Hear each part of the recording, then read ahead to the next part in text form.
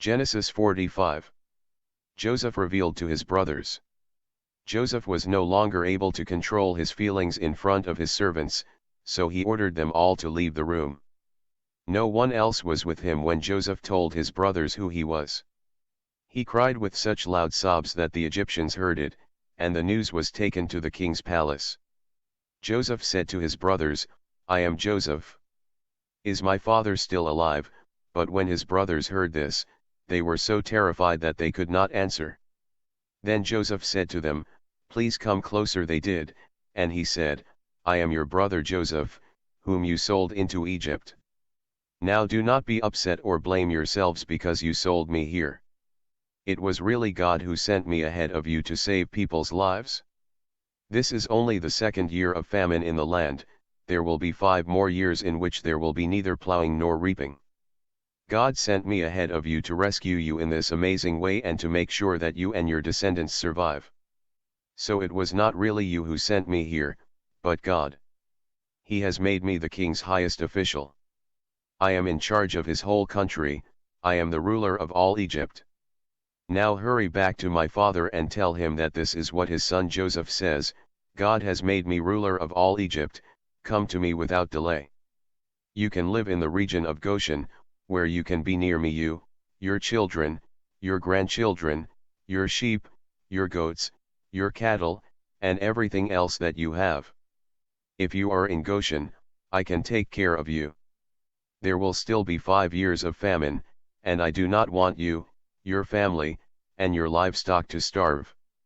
Joseph continued, "Now all of you, and you too, Benjamin, can see that I am really Joseph. Tell my father how powerful I am here in Egypt and tell him about everything that you have seen. Then hurry and bring him here." He threw his arms around his brother Benjamin and began to cry. Benjamin also cried as he hugged him. Then, still weeping, he embraced each of his brothers and kissed them.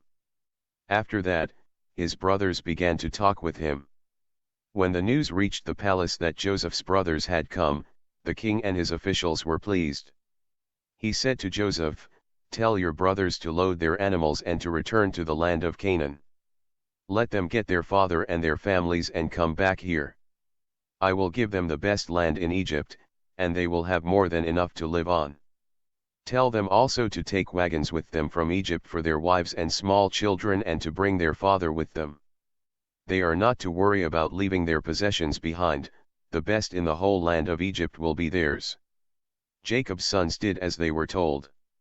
Joseph gave them wagons, as the king had ordered, and food for the trip.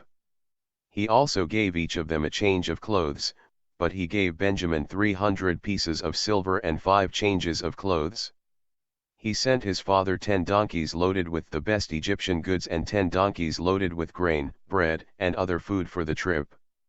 He sent his brothers off, and as they left, he said to them, "Don't quarrel on the way."